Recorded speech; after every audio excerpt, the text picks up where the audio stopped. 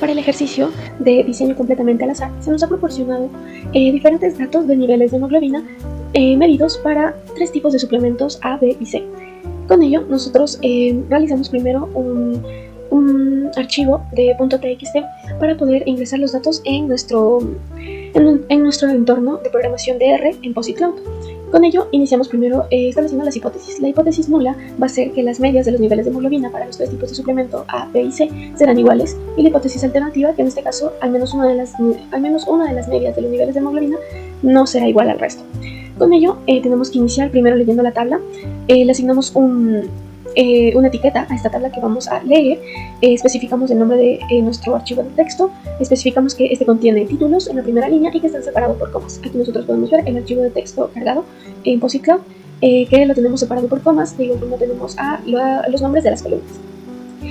Con ello vamos a poder leer y poder realizar los siguientes cálculos. La primera parte es la realización de los cálculos de la media por factores y de una media general.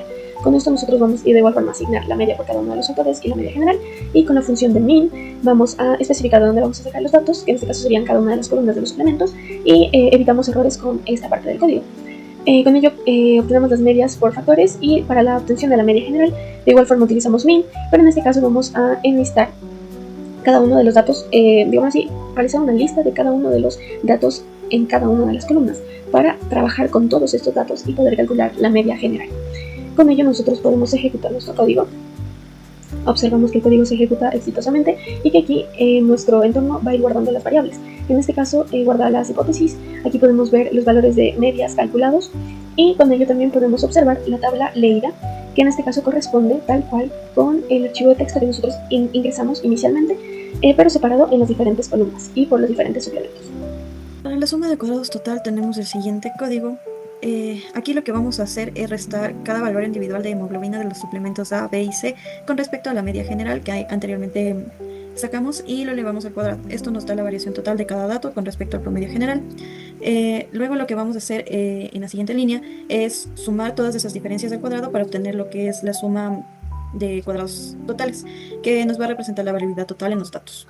Al correr el código vamos a obtener los siguientes resultados. Lo que vamos a obtener aquí van a ser los resultados, que por ejemplo aquí tenemos los cuadrados de cada suplemento. En este caso es del suplemento A, del suplemento B y del suplemento C. Y aquí tenemos como resultado que la suma de cuadrados nos dio 1.38.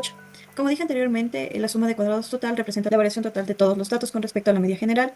En otras palabras, nos dice cuánto varían los niveles de hemoglobina en total, considerando a todos los pacientes y los tratamientos. Por lo que el 1.38 es una medida de cuán dispersos están los datos respecto a la media general. Si todos los pacientes hubieran tenido nivel de hemoglobina muy similares, este valor habría sido muy bajo. Como el valor es mayor a 0, esto nos indica que sí hubo diferencias entre los pacientes en el estudio. Lo que vamos a realizar a continuación va a ser la suma de cuadrados del factor. Aquí tenemos el siguiente código. Aquí lo que vamos a medir es cuánto se aleja cada media de grupo respecto a la media general. Esto nos va a dar una idea de la variabilidad entre los grupos. Aquí lo que vamos a hacer es multiplicar por 6, porque cada grupo tiene 6 observaciones, y eso representa la cantidad de veces que esa medida presenta los datos. Y así es como obtenemos lo que es la suma de cuadrados del factor, que es la variabilidad que sí se puede atribuir al tratamiento. Al correr el código vamos a obtener los siguientes resultados. La suma de cuadrados por el factor nos va a dar 0.98. El 0.98 nos indica cuánta influencia tuvo el tratamiento sobre los niveles de hemoglobina de los pacientes. Lo que este valor nos está diciendo es que gran parte de la variación entre los pacientes se debe al suplemento que tomaron. Por lo tanto, como este valor es 0.98, lo que nos dice es que los tratamientos sí marcaron una diferencia clara en los niveles de la hemoglobina. Por último, lo que tenemos es la suma de cuadrados por error. Para esto tenemos la siguiente línea de código.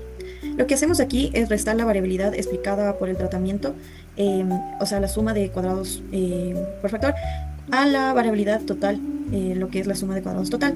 Lo que nos queda es la suma de cuadrados por error, es decir, la variabilidad que no puede explicarse por el tipo de suplemento. Al correr el código nos va a dar el siguiente resultado, dándonos como respuesta a la suma de cuadrados por error 0.39. El 0.39 representa la variabilidad que no puede explicarse por el tratamiento, es decir, la variación interna dentro de cada grupo de pacientes que tomaron el mismo suplemento. Por lo tanto, este valor nos dice que el experimento tuvo un nivel moderado de error, pero que la mayor parte de la variabilidad sí se debe al suplemento aplicado. ya que la suma de cuadrados por factor fue de 0.98.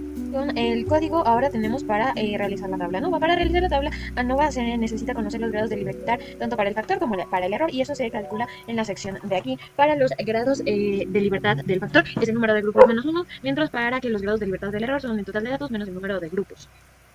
Entonces eso es lo que realiza estas dos partes aquí del código. De ahí, esta sección de acá es la que se encarga de sacar el cuadrado medio del factor y del error. Y esto no es más que dividir para la variabilidad entre grupos. Es lo que determina, y no es que más que dividir la suma de los cuadrados del factor y del error sobre los grados de libertad respectivos.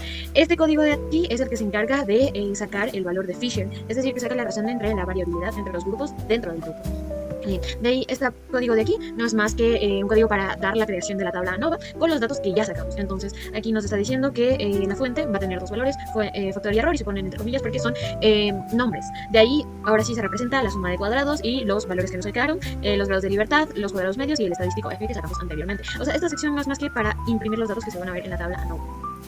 Y de ahí, esta sección de aquí, ahora sí, se encarga de imprimir la respuesta de todo lo que hicimos. Entonces, este imprime la hipótesis nula, la hipótesis alternativa, la media del grupo A, del grupo B, del grupo C y la media global o la media total que se conoce. De ahí, esta sección de aquí nos sirve para sacar el valor crítico automático. O sea, esto ahorita que nosotros busquemos en la tabla que tenemos de Fisher, sino que ya nos da con este código de forma directa.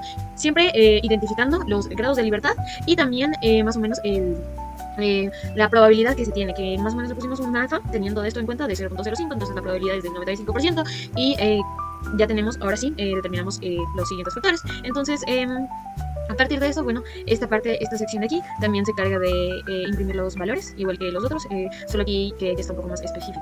Ahora tenemos la sección de acá. Esta sección de acá nos ayuda a identificar si se acepta o se rechaza la hipótesis nula.